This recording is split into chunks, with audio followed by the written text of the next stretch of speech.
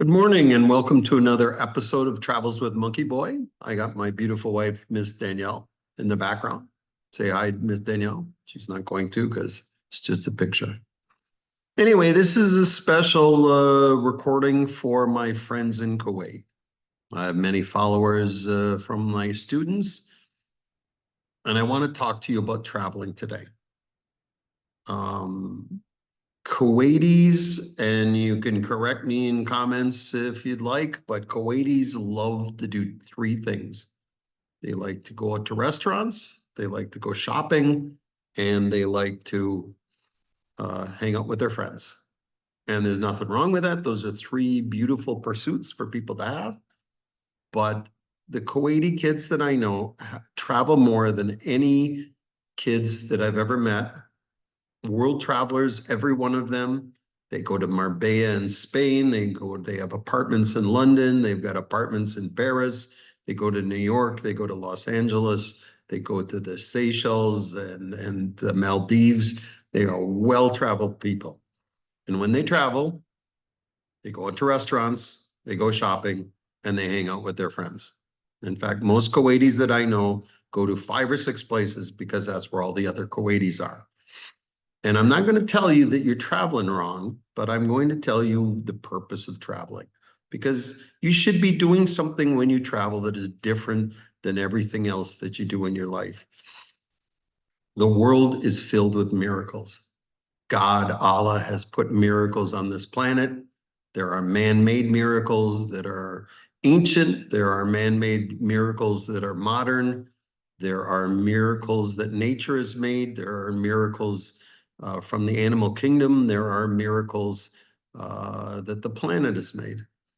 And in my view, the reason that we travel is so that we can experience the miracles. Okay, so I'm going to take you briefly, hold on, be patient with me for a second. I'm going to take you from my house to a place of miracles. All right, so many of you have asked, where do you come from? This is where I come from, Green Bay, Wisconsin. Okay, and I'm going to zoom in for a second into my house so you get a little bit of my life. Our house is a miracle, by the way. It's kind of amazing. If you see this group of trees right here, when our house is in this group of trees, when you sit in my back porch and you look out, all you see is trees. When you're driving along the street, you cannot see my house because of all the trees. It's like we live in a forest. And yet, if you see right here, 2 blocks away from a bar, 2 blocks away, there's a McDonald's right here, 2 blocks away from a casino, 2 blocks away, 3 blocks away from Sam's Club and Walmart. So we're in the middle of a forest and we're in the middle of the city. And if we zoom out a little bit, here's the airport that you're going to fly into when you come visit.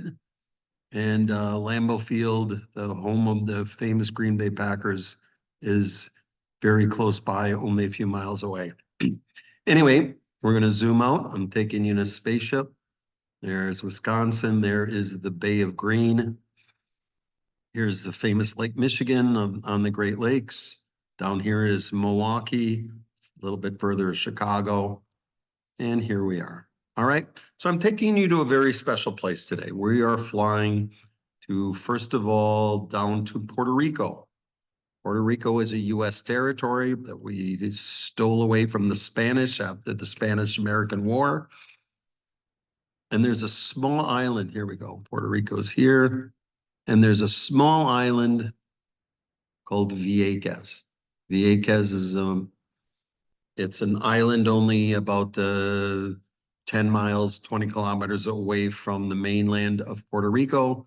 No one ever goes to Vieques, and it is a tragedy. Okay, and let me show you about Vieques. So there's some interesting things about Vieques that make it unique. As you can see here, the Vieques National Wildlife Refuge is the entire east half of the island. The reason it is a wildlife refuge is that for about 75 years, Vieques was used as a bombing base, as a practice field for the Navy. So the Navy would bring their big battleships around the island and they would blast away at the island all day long.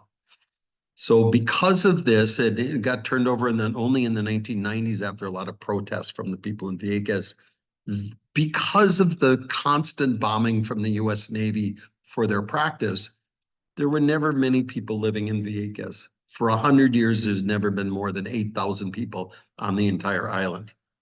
That was unfortunate. It's an unfortunate place to live because of the constant bombardment.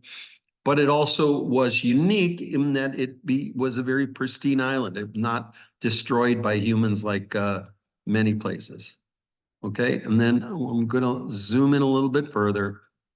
And if you see this little bay right here, this is a very unique bay. And here's the ocean. So the water, the unique thing about this bay is that the water, there's a very deep water right here. And then there's a very pinched area here with a very high sea shelf, sandbar. So it's very easy when the water is rough for the waves to come in, but it's very hard for the waves to go out because of the sea shelf. So what happens is anything that comes in on the waves is sort of stuck in there.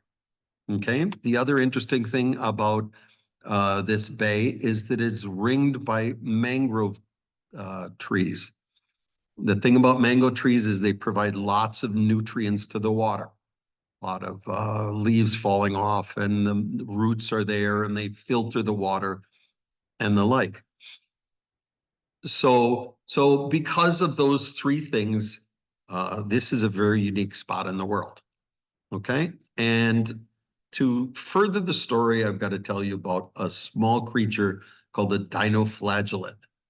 Dinoflagellate is a microscopic creature. You can't really see it, but dinoflagellates appear in every bucket of water that you find in the world. If you go down to Antarctica, if you go to the equator, any place that you go out the coast of Kuwait, you're going to see.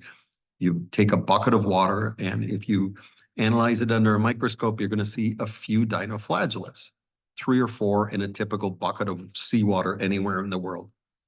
Because of the unique nature of this bay, there are not 3 in every bucket of seawater. There's 1 million dinoflagellates in every bucket of seawater. This bay is absolutely covered in these tiny microscopic creatures called dinoflagellates. And what makes this area magical, and you go to this place on a moonless night, and dinoflagellates are bioluminescent. So you come into this area, and when the boat goes across this water, the boat glows as if it's a ghost. And when you jump off of the boat into the water, your body glows as if you are full of radiation or something. It's otherworldly. And you lift up your hand with a handful of water and you pour it down, and it looks like there are stars falling off of your hand. It is truly a weird and amazing place. And I think the people that travel to Puerto Rico, nobody goes. It's called the bioluminescent bay.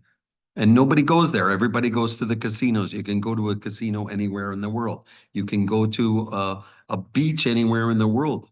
But bioluminescent bay is the most bioluminescent place in the entire world. And it's magical. And we want to travel to places that are miracles.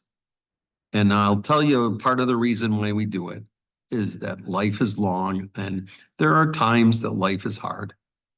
But no matter how hard it is or how long it's been, I can close my eyes and I can think back to the bioluminescent bay because it fills my soul. Anyway, that's all I've got to say for today. If you've got any questions, please ask me. Say goodbye, Danielle. Bye now, guys.